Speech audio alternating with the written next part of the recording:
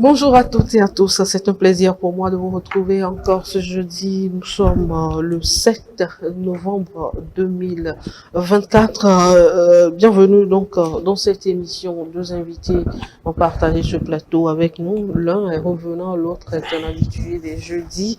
Je parlais de Abbas Issaka, le directeur de publication du journal De Manière Libérée, et Adam Adjounou, responsable du journal Vision d'Afrique.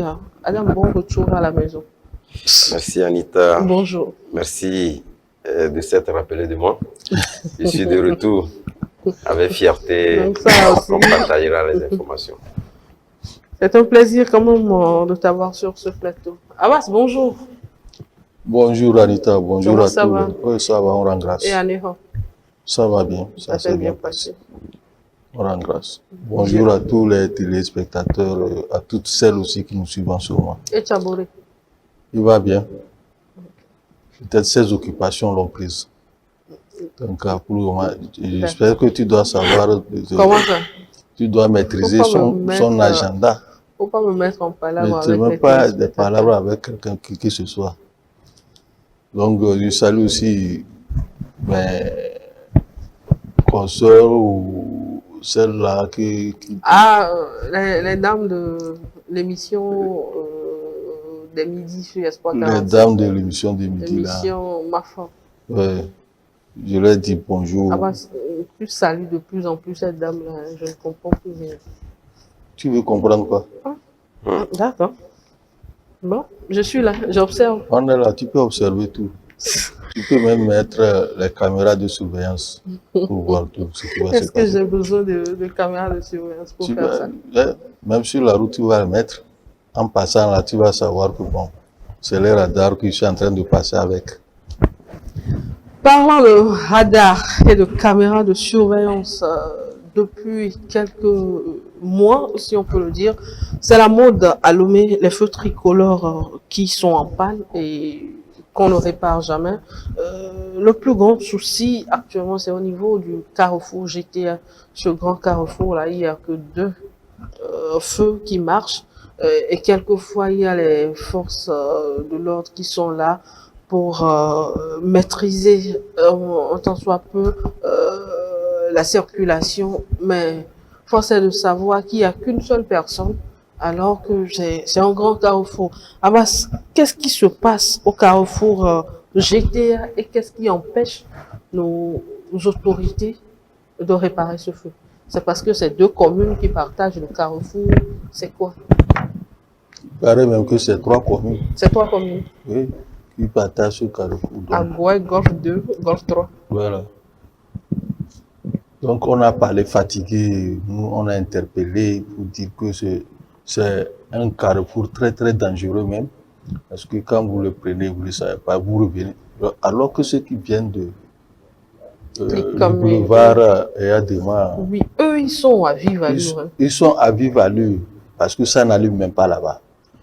Normalement, quand tu es habitué à emprunter une route ou un boulevard, tu dois savoir que tu as le feu travaille parce que les autres s'arrêtent. Quand les autres s'arrêtent, d'habitude, ça fait un système de priorité. Mais quand les gens viennent du boulevard Eyadema, c'est à vive allure, quoique c'est eux qui ont la priorité.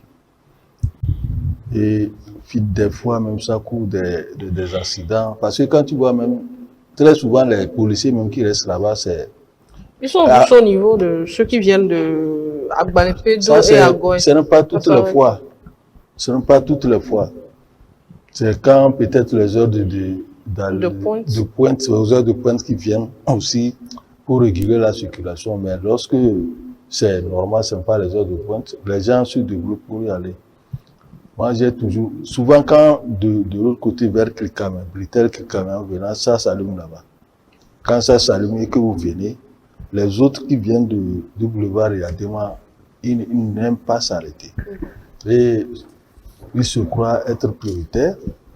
Et ceux qui viennent aussi de Agoué, là, je pense qu'il faudrait, même si les 3 communes ne s'entendent pas, il y a le Dagre ou bien la Dagre, le Dagre, qui peut aussi sauver cette situation parce que ce n'est pas même le seul coin où le feu rouge ne travaille pas. Dès qu'on ne travaille pas, dans presque toute la capitale, les feux rouges ne travaillent pas, ça ne fonctionne pas. C'est la mode aujourd'hui. C'est la mode, ça devient. Et puis, ça continue, c'est comme une contagion, et ça prend tous les carrefours où il y a les feux rouges, ça ne travaille pas, ça ne fonctionne même pas. Pour l'Oméga, on n'en parle même pas. Ça, c'est depuis des années que c'est gâté. On dit que là-bas aussi, c'est deux communes. Il y a Golf 5, il y a Golf 4. Non, l'Oméga? L'Oméga, au niveau de la radio Pyramide. Là. Ok. Au niveau des rails. Au niveau des rails, là. Donc, ça, c'est tombé en panne depuis. Arriver sous certains coins-là, même, c'est dangereux, même. Donc, je pense qu'il faudrait attirer l'attention de ces autorités communales pour qu'une solution puisse être trouvée. Sinon, c'est très grave ce qui se passe à Lomé, dans la capitale. On a toujours interpellé, mais personne ne répond.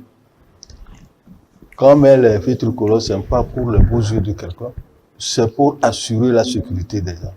C'est pour qu'il n'y ait pas d'accident et qu'en fin de semestre, on ne vienne pas nous donner des bilans catastrophiques. On dirait que nos autorités apprécient les bilans catastrophiques. Oui, et on ne prend pas des choses. Et puis on est habitué à prendre même des mesures sans même les suivre. Regarde, on a parlé de ces caméras de surveillance. On va en parler tout à l'heure, c'est inscrit à l'ordre du jour.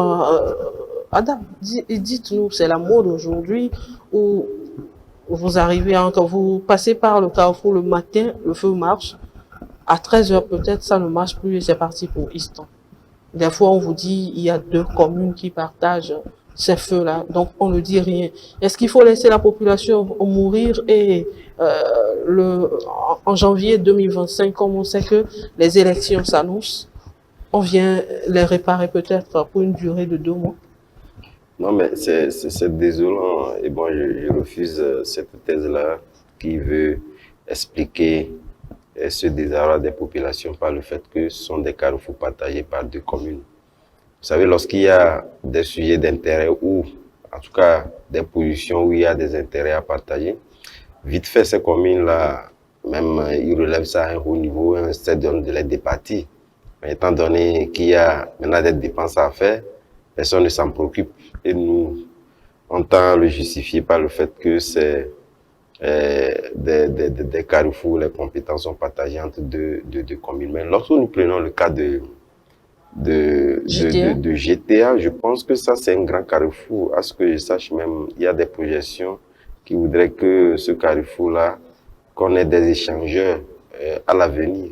Dans un grand carrefour comme ça, moi je pense que ça doit être de la compétence du DAG, du district autonome de Lomé, parce qu'on ne va pas fondamentalement attendre qu'on érige pratiquement des échangeurs pour l'offrir, parce que nous savons que à Lomé, lorsque nous avons de grandes structures comme ça, de toutes les façons, on les affecte aux communes et on les retrocède au DAG. Pourquoi ce grand commune-là qui jonche aujourd'hui pratiquement, vous quittez la présidence, la primature, où pratiquement nous avons de très grandes structures. La plupart des étrangers empruntent cette voie. Hein? Tout à fait, c'est un très grand carrefour. Donc moi je pense que cela devait être de la compétence du DAG. Et surtout lorsque nous prenons ces feux tricolores, parce que on parle des coupures intempestives du courant. En tout cas, c'est ce qui a aussi aggravé ça ces derniers temps. Puisque avant, je pense qu'il y avait une régularité en ce qui concerne la fourniture électrique et on ne constatait pas réellement. En tout cas, ces coupures-là, même moi je me dis, lorsque vous allez à l'intérieur, récemment à Balimé et à Tchamba, ils sont sortis de ce carcan de l'électricité. Ils sont des panneaux solaires, des feux tricolores à panneaux solaires. Donc, on a essayé, des feux tricolores à panneaux solaires à Zongo, ça n'a rien donné, surtout quand il pleut. Non, mais oui, il y a ça. Mais en fait, utiliser les feux tricolores à panneaux solaires ne veut pas dire qu'on n'utilisera plus l'électricité. Ça permet de compenser en réalité. Donc, il faut avoir ces 2 systèmes-là pour faire en sorte que nous ayons, à défaut, une permanence en ce qui concerne ces feux tricolores-là. Mais je dis aujourd'hui, nous avons une régularité également en ce qui concerne les agents de police, surtout de la brigade motorisée, qui font des rafles récurrents dans la capitale. Donc moi je me dis, au lieu de ces rafles-là, qui en tout cas sont également occasionnées par ces coupures-là, il faudrait quand même qu'on puisse les dispatcher, puisque nous avons la brigade motorisée, nous avons également la DSR, la DSR également qui a. Donc moi je pense que ce n'est pas une question d'effectifs qui manque, il faudrait quand même qu'on puisse suppléer, en tout cas en attendant que l'État, puisque nous avons fait des appels fatigués, au lieu de faire ces rafles-là, qu'on puisse mettre à disposition de ces carrefours-là des agents de sécurité. Ce qui est marrant, c'est qu'à certains grands carrefours, quand les feux marchent, vous voyez les agents de police, mais les agents de sécurité, si on peut le dire. Mais quand les feux ne marchent pas, ils sont là, mais ils ne font rien. Voilà. Ça veut dire qu'ils sont là uniquement pour que, quand le feu marche et que quelqu'un commet une erreur, il faut l'arrêter et prendre l'argent. En tout cas, nous avons... On peut le dire ainsi, même s'ils ont des motivations pour l'exprimer, moi je pense que on peut le dire ainsi, pour la simple et bonne raison que moi, là également c'est un autre aspect, même moi ce qui me désole, c'est justement ces rafles-là qu'on constate à tout moment, lorsque justement il y a en tout cas ces feux-là, tricolores-là qui s'allument, on vient, et même des fois même, ce sont des abus, moi j'ai subi ces abus-là, je pense que j'ai relevé ça à un haut niveau, où pratiquement quelqu'un est là-bas, il siffle. On ne fait pas attention, les gens ne font pas attention pour voir réellement à qui on a sifflé. Et donc, on prend comme ça à la hâte parce qu'il faut répondre au sifflet. On prend à la hâte tout le monde, et ce qu'on veut, on les prend. Et justement, on ne justifie même pas pourquoi vous êtes arrêté. On vous dit, est-ce que vous savez pourquoi nous sommes là, pourquoi on arrête. Donc moi, je pense que c'est un désordre total, une sorte de salade russe qu'il faudrait donc relever à tous les niveaux en attendant que les communes ou le district autonome du Grand Lomé puisse s'en occuper. Il faudrait quand même que les policiers, ces forces de l'ordre, surtout ces deux structures-là qui sont en tout cas très actifs dans la régulation de la circulation et dans ces rafles-là puissent également réguler la circulation. Sinon, en ces temps de fin d'année, nous savons pertinemment que les accidents sont récurrents. Donc, il faudrait quand même qu'on puisse penser à la santé de la population que de penser uniquement à l'argent en faisant don de ces rafles. Alors, Abbas, les quelques rares feux tricolores qui marchent actuellement, certains citoyens mal intentionnés prennent le plaisir de les brûler. C'est-à-dire, des fois, le feu est en orange, le gars fonce, et celui qui est devant, si tu n'utilises pas ton rétroviseur, tu vas te prendre, surtout quand tu es à moto. Non, où en sommes-nous avec le problème de radar? C'est l'incivisme, hein, parce que ce n'est même pas quand le feu est au rouge, tu vas voir les gens venir faufiler entre vous et puis ils passent. Ils ne s'arrêtent même pas pour constater que le feu rouge et s'il va causer un accident là-bas ou devant les forces de sécurité l'arrête, il se met à se plaindre. Parce que les feux rouges, en principe, quand on parle de feu rouge, on n'a pas besoin de feu tricolore, on n'a pas besoin même de force de l'ordre là. Lorsque tu arrives, tu t'arrêtes, tu sais que c'est un feu, tu respectes. C'est ça le vrai civisme. On nous a appris ça depuis le CE. Et on nous a appris ça, mais les gens ne respectent pas, les gens sont pressés, attendre quelques secondes. Et perdre sa vie. Perdre sa vie. Tu vas en même temps, tu traverses, tu perds ta vie pour toute la vie. Donc je pense que c'est l'incivisme qui occasionne tout ça, surtout avec le système de Zémidjan qui abonde maintenant. Les gens sont pressés pour aller chercher des clients. Les radars, on nous avait annoncé les caméras de surveillance. On avait dit qu'il y a des radars qu'on avait placés au niveau de Carrefour Bodjena et d'autres au niveau de l'aéroport. Voilà qu'au niveau de Carrefour Bodjena... Ils ont arrangé ça, ils ont arrangé les feux qui... Oui, les feux tricolores, au moment où on avait annoncé ces caméras-là, c'est à ce moment les feux ont choisi. Maintenant, c'est comme ça a commencé par marcher, au moins. Au niveau de l'aéroport aussi, ça marche, mais on n'a jamais senti des choses de cette situation. Les radars ont dit pour voir ceux-là qui font de la vitesse, les excès de vitesse. Est-ce que tu as vu quelqu'un, on a interpellé pour dire qu'il a fait excès de vitesse? On voit comment les gens circulent, les gens roulent. Quand tu pars en autre route à Dogome, ça là, c'est tombeau ouvert.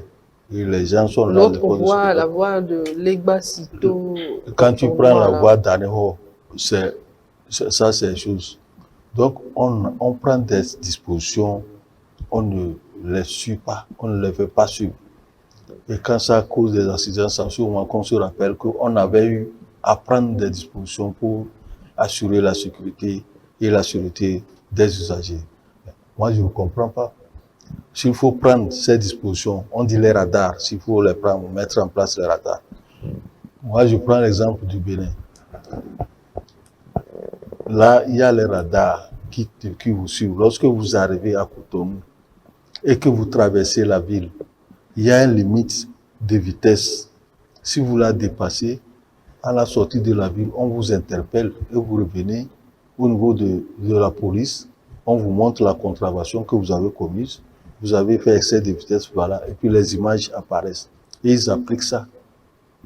La dernière fois, je suivais même leur ministre de l'Intérieur qui parlait de ça. Parce qu'ils ont même, ils disent qu'ils vont renforcer par rapport au port de ceinture de sécurité, au port de casque et ces radars-là pour éviter ces accidents, surtout que nous sommes en train d'aller vers la fin de l'année. Aujourd'hui, au Togo, nous devons aussi le faire. Le gouvernement doit appuyer, rappeler tout ça à l'urgence, le respect des feux tricolores, le respect du code de la route, le port de ceinture de sécurité et les radars, si on les a effectivement placés, parce qu'on a dit que c'était des radars pilotes, et où est-ce qu'on en est avec tous ces radars-là, on ne nous dit rien. Je pense que c'est quand le ministre Yak était là qu'on sentait ces choses-là sur place. Quand le ministre Yak est parti, lorsqu'on a pris les décisions, vous savez, quand il était là, c'est avec lui que les motos ont commencé par avoir les rétroviseurs. Une moto les gens refusaient de sans rétroviseur n'est pas une moto. Et c'est lui, il a insisté. Si tu n'as pas de rétroviseur, on t'arrête. Et toutes les motos, même les vieilles maths là, les gens ont des rétroviseurs. C'est avec lui qu'on a commencé par avoir le port de casque, ceinture de sécurité, tout ça là. Donc maintenant, il faudrait qu'au niveau de ce ministère, parce qu'il est parti, c'est comme il y a un relâchement. L'autre ministre de la sécurité, on ne le sent pas comme on sentait Yak là. Donc il faudrait qu'il fasse beaucoup attention, qu'il mette en branle ce que le ministre de la sécurité et le général Yak avait mis en place pour qu'on puisse s'en sortir. Sinon, on ne veut pas attendre encore ces genres de situations. On vient, on vous présente les bilans macabres de morts par-ci, d'accidents par-là, tout ça là, des blessés, et ça continue, des mutilés. Et ça continue sans qu'on ne fasse rien peut-être. Dites-nous, Adam, aujourd'hui, on prend des mesures quand on hésite à mettre en œuvre laxisme ou manque de moyens. Vous savez, même avant de répondre à cette question, permettez de rebondir sur la question du feu orange. Puisque ça aussi, c'est une situation qu'on n'arrive pas à comprendre s'il faudrait réinventer le code de la route au Togo.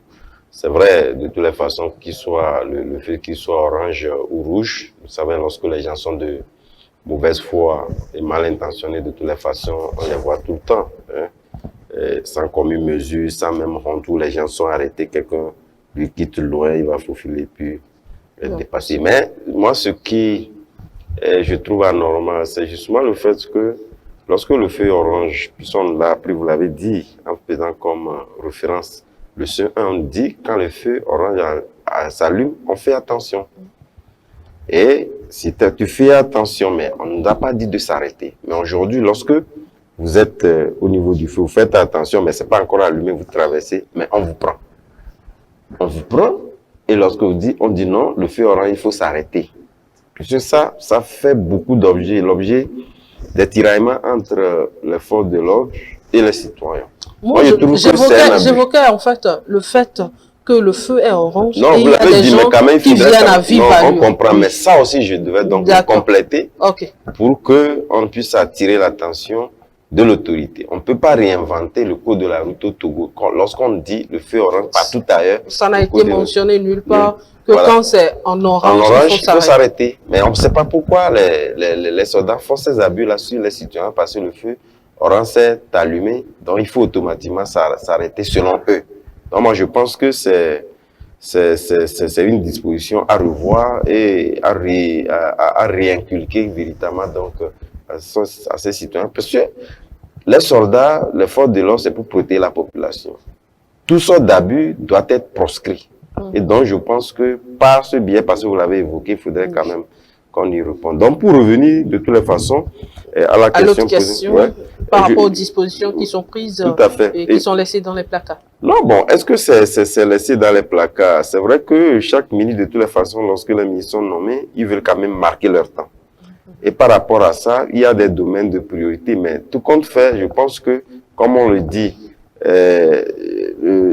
c'est une continuité. Lorsqu'on parle du gouvernement, on a vu le général Yak était véritablement donc actif sur des sujets et on sentait la protection civile dans ses actions.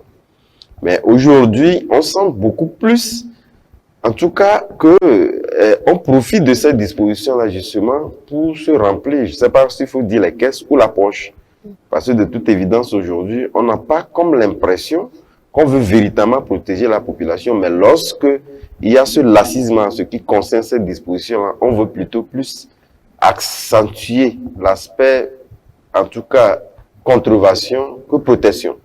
Puis on a vu le général Yak, puis à un moment donné, même il y avait une disposition où on vous prend, on ne vous donne pas des contraventions, mais on vous laisse là-bas.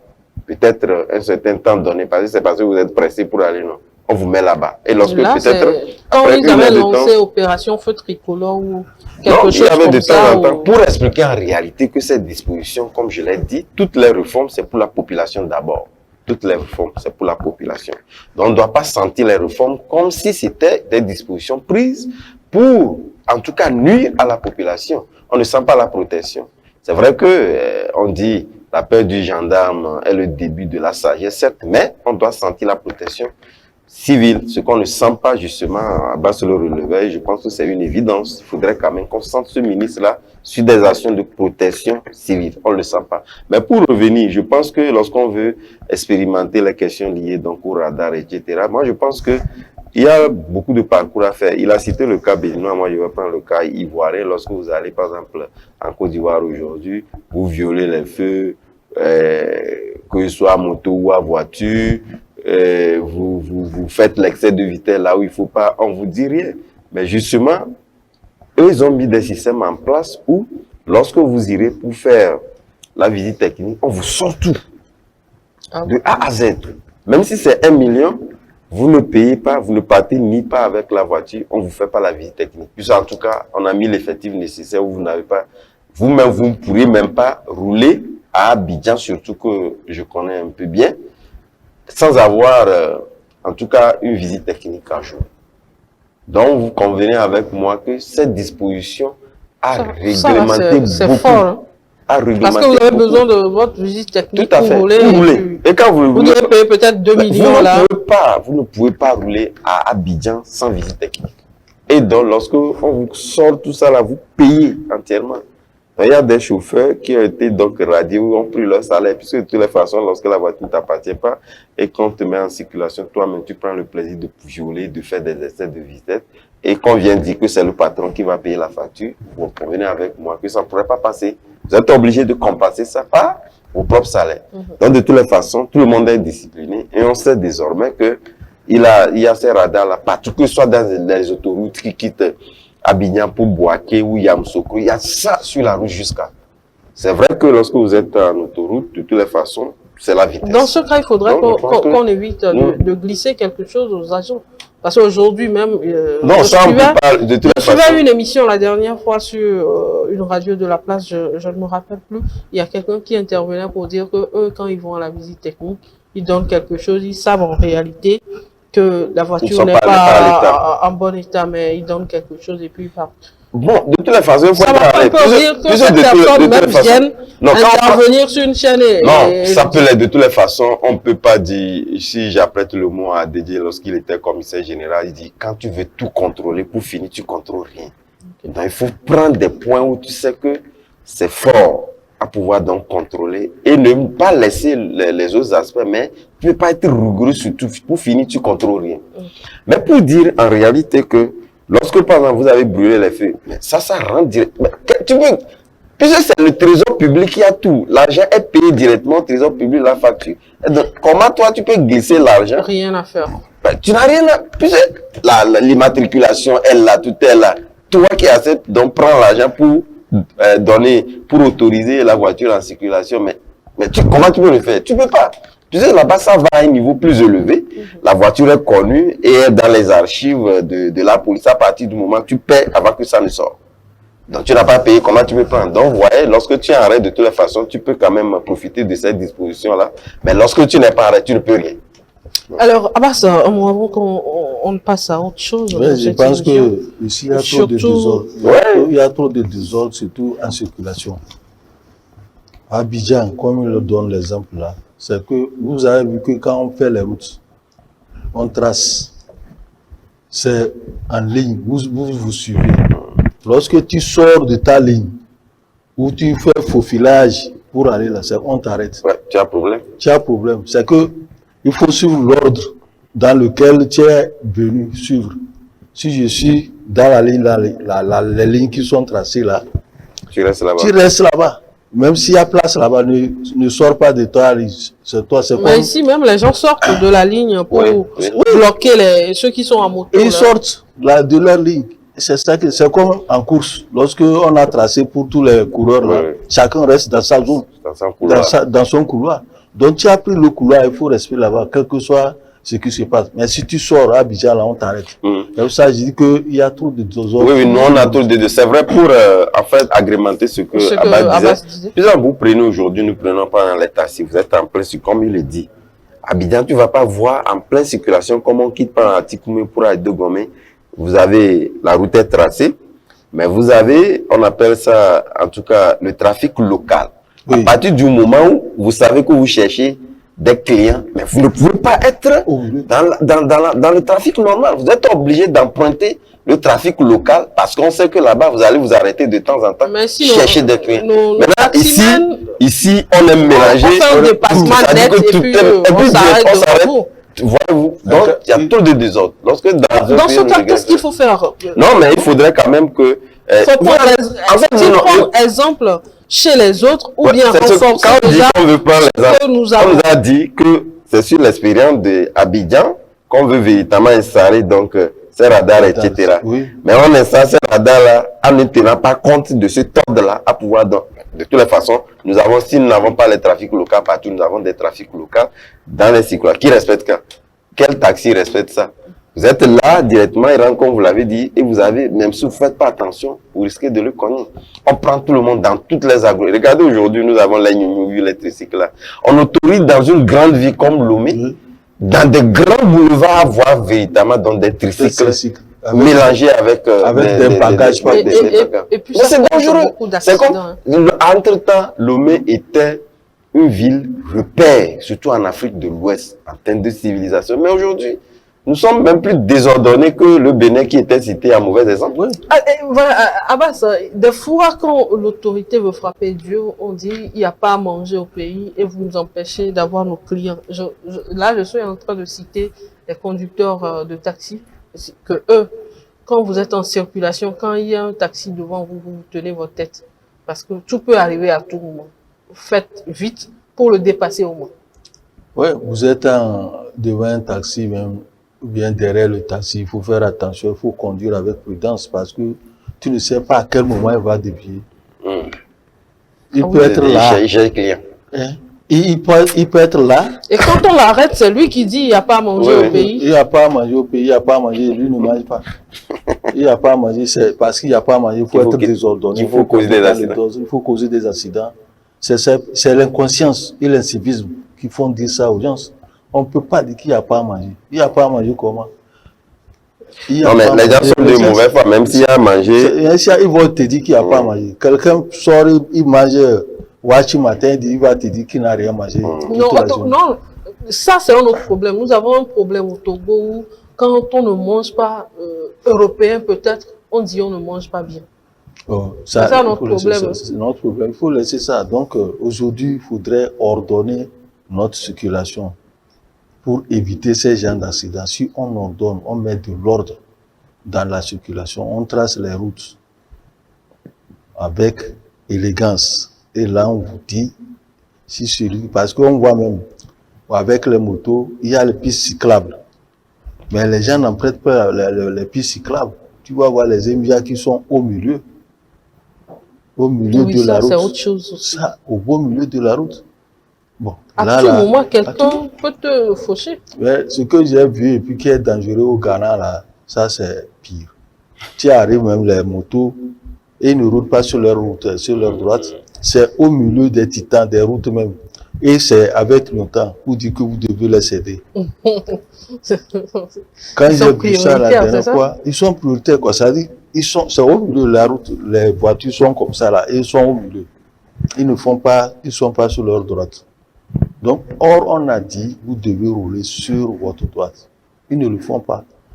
Et c'est au milieu de la route. Donc, j'ai dit ça, il ne faut pas que ça vienne ici. C'est pas parce que j'ai vu, je vois aujourd'hui des gens qui viennent aussi rouler comme au Ghana, les émigrants. Donc, il faut éviter ça. On a déjà désordonné. Il ne faudrait pas qu'on vienne en rajouter. Il faut qu'on évite ces genres de situations parce que c'est des accidents. Je suis allé même, il y a un Z qui m'a pris au Ghana là. J'avais peur. Parce que lui, c'est au milieu qu'il était là. Tu étais en train de voir ton véhicule à Lomé et tu voyais ta vie. Alors, prudence à tout un chacun. C'est la fin d'année et il y a beaucoup de choses qui se passent. Il nous faut que nous appeler à la prudence.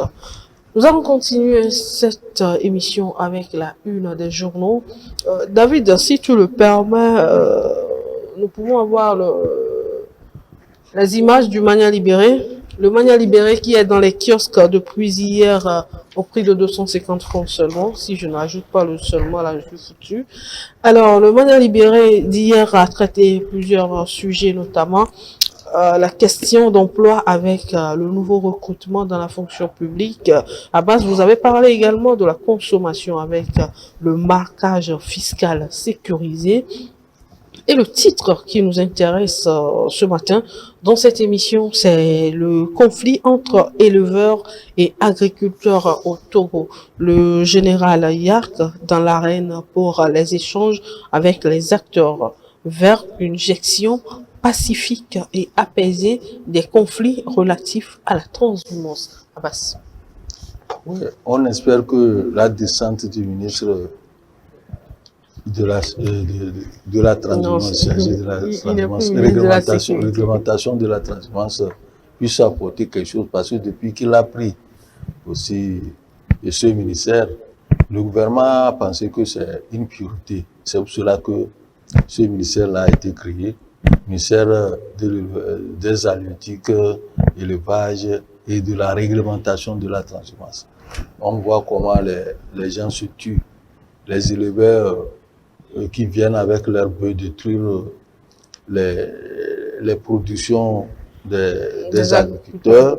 Et lorsque les agriculteurs veulent intervenir, on leur dit le plus fort, on leur sort même les couteaux et on les tue, on les laisse là-bas, alors que c'est leur propriété là. Et ça a causé beaucoup de conflits. Et ça fait que même les chefs cantons, les chefs des villages n'arrivent pas à gérer cette situation. Même comment on les appelle, les commissaires, les gendarmeries, les commissariats, dans ces localités n'arrivent pas à gérer ces genres de situations. Et on reproche même aux forces de défense et de sécurité d'être des complices de ces bouviers. Donc, là où on sort les couteaux et autres, là, vous voyez pour les couteaux. Ils sortent leurs couteaux, tu sais, les bouviers, leurs couteaux. J'étais allé dans un quartier à Tchévier où il y avait beaucoup de ces gens-là. J'ai vu un de leurs couteaux là. Quand tu es corps habillé, quand on sent ça, tu vas fuir. Donc, c'est dans ce cadre que le général est allé organiser des ateliers qui ont regroupé les éleveurs, les agriculteurs, les chefs de village, et les préfets et les forces de sécurité et de défense pour leur expliquer le bien fondé de vivre ensemble et de savoir comment gérer ces conflits avec les policiers et les gendarmes. Les préfets aussi doivent s'impliquer. Il a été demandé à ces bouviers et à ces agriculteurs, quand il y a problème, de se référer au chef canton, de se référer au commissariat de police ou à la gendarmerie ou à la préfecture pour qu'on règle ça de façon amiable. Mais il ne faut pas en venir aux mains pour envenimer la situation, enlever des couteaux pour se tuer. Donc cette situation, je pense que si ça a été appliqué, les ateliers qui ont été faits dans ce genre dans ce cadre, si les gens respectent ça, et puis il a redynamisé aussi. Est-ce que vous pensez que ces dispositions puissent être respectées? Parce que vous rentrez dans votre champ et que vous voyez vos cultures à terre. Est-ce que vous aurez tout de suite le déclic d'aller chez le chef quartier, par exemple? Ouais, bon, ou bien il faut prendre quelque chose et lancer à ces bœufs-là ou attaquer quelqu'un d'autre? Non, tu ne peux pas. Ça peut marcher s'il y a un suivi. Parce que là, il a créé les comités locaux de suivi qui ont été redynamisés encore pour suivre ces genres de situations. Et puis, ceux qui viennent détruire les champs des ours, et il a relevé là-bas que ce ne sont pas les autochtones, c'est des étrangers qui font infiltrer leurs bœufs, qui viennent, ils ne connaissent, ils ne maîtrisent pas les règles de transhumance. Parce qu'au Togo, maintenant, on a tracé des zones où les transhumants vont faire suivre leurs bœufs. Donc ceux-là qui entrent, ils ne savent pas qu'il y a des zones où il faut amener les bœufs pour suivre les choses, aller les désaltérer et autres. Ils rentrent comme ça et puis ça cause des problèmes. C'est eux qui font de n'importe quoi. Donc c'est ceux-là qu'il faut contrôler. C'est ceux-là qu'il faut contrôler. Lorsqu'il a mis en place ces comités et qu'il les a redynamisés, je pense que si le contrôle va être strict, c'est des choses qu'il faut faire. Parce que s'il n'y a pas de ces genres de rencontres, les gens vont continuer par se tuer. Donc il a dit qu'il y aura toujours le suivi de ces attitudes. C'est quand il n'y a pas suivi qu'on a toujours ce genre de problème où des conflits naissent entre les éleveurs et les agriculteurs. Or, l'élevage et l'agriculture, c'est ce que nous vivons. C'est de ça que le Togolais vit, surtout l'agriculture et l'élevage. Et si les deux secteurs commencent à s'affronter, donc je pense qu'on aura des problèmes. Et le gouvernement a trouvé que c'est un point très très sensible et il a pensé créer ce secteur, ce ministère pour au moins réglementer la transhumance. Alors, Abbas, selon le développement de... non, c'est Adam. Selon le développement de Abbas, est-ce qu'on peut dire que bientôt les agriculteurs vont pousser un ouf de soulagement pour dire on ne va plus se lever un beau matin ou bien une nuit on va et tout notre champ est détruit? Oui, moi je pense que avec tout ce que Abbas a dit, ce qu'il faudrait donc rajouter, qui de mon point de vue est essentiel, c'est faire en sorte qu'on ait ce veille citoyen-là, lié donc à ce comité qui serait donc mis en place, puisque la finalité étant d'éviter en réalité donc les violences, au-delà des dégâts qui sont préjudiciables aux populations. Vous savez, pratiquement, il n'y a pas de localité qui ne soit pas affectée par ce phénomène. On avait érigé depuis des lustres des couloirs de transhumance qui n'ont jamais été respectés, les gens ne les respectent pas. Puisque lorsque vous prenez ces gens-là, avec l'interaction entre nous les humains et surtout la libre circulation des personnes et des biens, qui a ce goulot d'étranglement qui est affecté donc à la CEDEAO qui ne le respecte pas. Donc je pense que pour arriver à donner toute cette notoriété à la CEDEAO, pour retrouver en tout cas cette politique-là de bienveillance vis-à-vis de ces États, On ne peut pas refuser, en tout cas aux transhumants, surtout lorsque vous prenez les pays sahéliens au moment de la sécheresse. Il y a des difficultés à faire vivre, en tout cas, le bétail. C'est en ce sens qu'ils cherchent, vous savez, ce sont des gens qui sont toujours très mobiles. Ils cherchent donc à rallier les pays côtiers et faire en sorte que leur bétail puisse donc avoir, en tout cas, de quoi se nourrir avant la reprise de la période pluvieuse pour retourner. Donc, c'est en ce sens que, parce qu'au-delà des politiques locales, il y a des politiques sous-régionales, voire même internationales, donc liées donc à ce phénomène-là. Chaque pays a érigé des couloirs de transhumance. Mais il faudrait quand même que ces couloirs-là puissent être respectés. Et que, vous savez également, il y a aussi des complicités. Les gens informent mal les gens. Non, au lieu qu'on puisse mieux orienter ceux qui arrivent sur le territoire, qu'il y a des couloirs qu'il faut emprunter, on essaie de faire, en tout cas, dans la légèreté et en complicité. Et surtout aujourd'hui, vous savez, nous avons nos propres citoyens, les gens ont des troupeaux de bœufs. Parce que lorsqu'on parle de cette situation-là, n'oubliez pas que il y a de ces roues perchées-là également. Lorsque ces torts-là sont causés aux populations, lorsqu'on remonte l'information, les gens font des abus avec, en tout cas, les pots d'autorité qu'ils ont, et donc font en sorte que le coût normal des dispositions mises en place donc, ne soit pas pratiqué ou pratiquement fait entendre donc, à cette disposition-là, ce qui crée d'énormes problèmes. Donc moi, je pense que lorsqu'on veut s'adonner plus de toutes les façons, je le disais lors de passage dans une émission, que lorsqu'il y a un rapport qui a dit, c'est vrai qu'on dit, le Togolais ne pratique que l'agriculture, le levage, etc. Mais le rapport dit, ceux qui investissent plus dans l'agriculture au Togo, ce sont plus ceux qui travaillent, les fonctionnaires, les hauts pêcheurs. C'est pas ceux qui sont dans le chômage qui pratiquent l'agriculture. Surtout lorsque nous parlons de l'agriculture, c'est pas l'agriculture de survivance. Ce sont ces hauts pêcheurs là qui investissent dans l'agriculture. C'est eux qui font l'agriculture au Togo. Contrairement à ce qu'on veut nous faire croire que voilà, puisque lorsqu'on arrive sur le plan local, on a tendance à nous dire que voilà, ce sont nos mamans, nos papas qui sont au village, qui pratiquent. C'est l'agriculture de survie qui pratique. L'agriculture à grande échelle, où on finance, ce sont ces gros pêcheurs-là, ces travailleurs-là qui financent l'agriculture et bien le levage aussi. C'est eux qui ont des troupeaux. Lorsque vous prenez, vous ne verrez aucun ministre ou aucun DG, ces grands pêcheurs, c'est eux qui ont des grands troupeaux. Et donc, quand ça arrive, c'est ce qui même fait que ce problème-là des difficultés à être résolu. Parce que lorsque un gendarme, il reçoit un coup de fil d'un gros pêcheur que voilà, c'est mon bouvier, etc., ben, vous faites quoi? C'est un lacisme qui s'installe. On oublie un peu on oublie directement lui qui pratique l'agriculture de survivance. Oui, puisque lui qui a des grands hectares. Voilà, il a des grands hectares, donc les bœufs, lorsqu'ils viennent, bon, ils peuvent causer du tort, mais ne serait-ce qu'une petite portion. De toutes les façons, il n'est pas affecté comme celui qui pratique l'agriculture de survivance sur peut-être un demi-hectare. Vous venez, donc vous l'approuvissez davantage. Donc moi, je pense que c'est un problème qui va au-delà. Il faut conscientiser les gens à faire en sorte que les dispositions qui sont mises en place soient respectées à tous les niveaux, qu'on ne puisse pas traiter les gens au cas par cas. Alors, pour éviter de causer du tort à certaines personnes, David, Vision d'Afrique à présent, rapidement.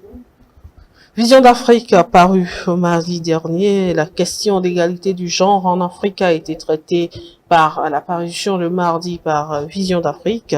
Et éducation aussi avec la réunion mondiale de l'éducation et puis la conférence islamique qui s'est tenue à Lomé. Adam, vous avez parlé de tout ceci, mais nous allons nous intéresser à votre édito.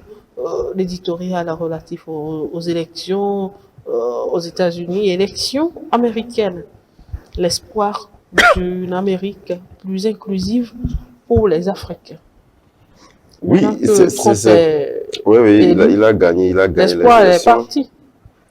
Bon, on peut le dire ainsi parce que j'ai toujours l'habitude de dire que les élections aux États-Unis, contrairement à ceux qui estiment que c'est les Américains qui votent pour leur président, et cela ne doit pas concerner donc les pays. Donc moi je me dis, ils oublient en tout cas la question du multilatéralisme. Aujourd'hui, les élections aux États-Unis orientent pratiquement toute la politique mondiale. Vous allez voir, on parle du Bitcoin qui a connu en tout cas un essor fulgurant compte tenu de ces élections-là. Vous allez voir véritablement que le dollar est affecté, l'euro qui a commencé par dégringoler, etc. Donc, personne ne peut dire que les élections aux États-Unis, cette grande puissance-là, ne concerne pas les politiques étrangères. Et sur cet aspect, naturellement, c'est vrai que lorsqu'on parle d'une Amérique plus inclusive, c'est vrai que sur certaines questions, et surtout lorsque vous prenez ces élections-là où le vote populaire, le vote des États clés, vous prenez le Sénat, vous prenez également la Chambre basse, etc., tout est contrôlé. C'est ce qu'il faut pour un président pour dérouler son programme de société.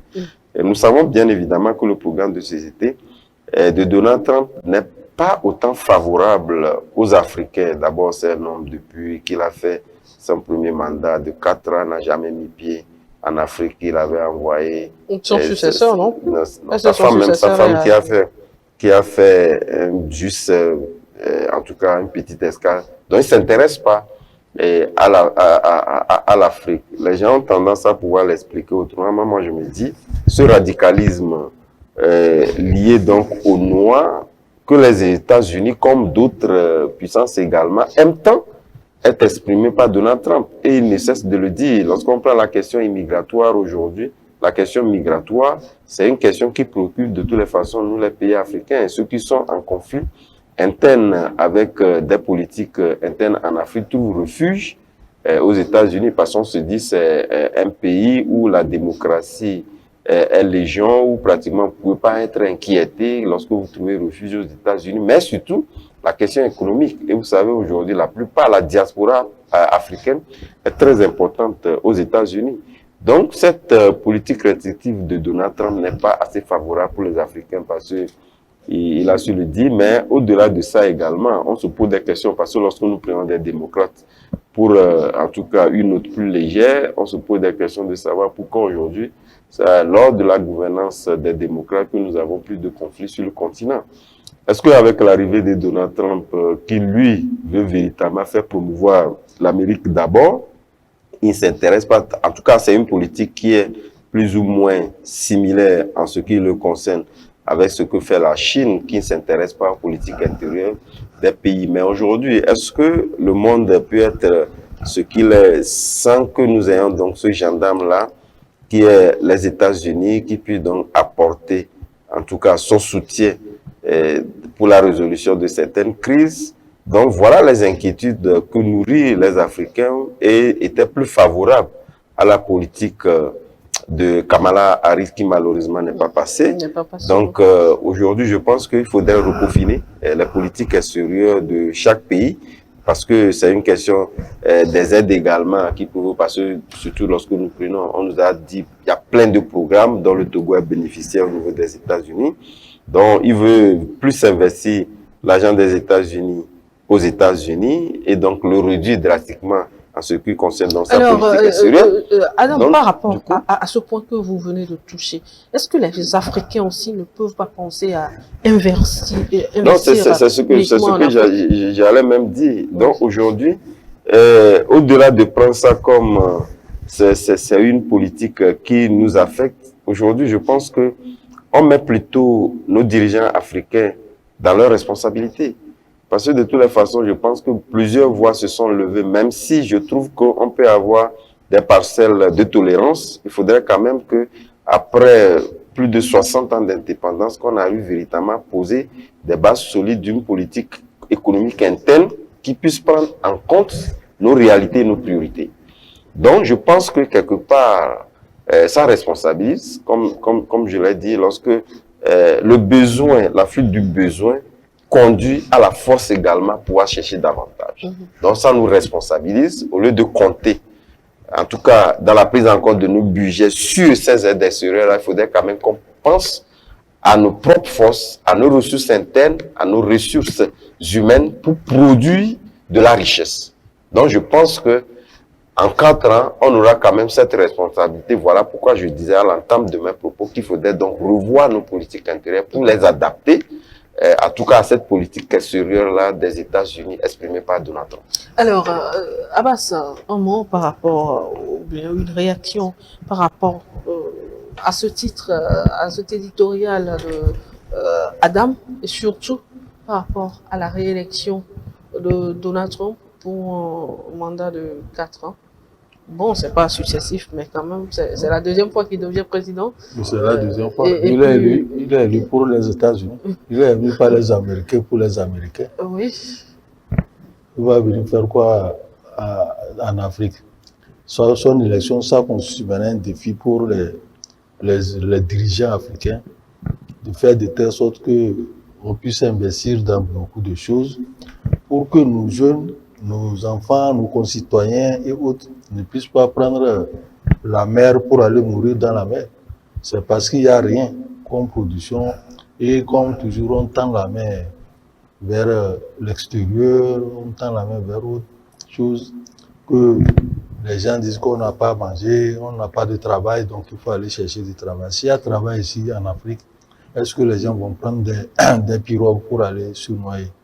Donc aujourd'hui, on sait que Trump, malgré sa façon, son caractère violent, a été reconduit par les choses. Donc ce qui veut dire qu'aujourd'hui, les Américains ne sont pas encore prêts pour être dirigés par une femme.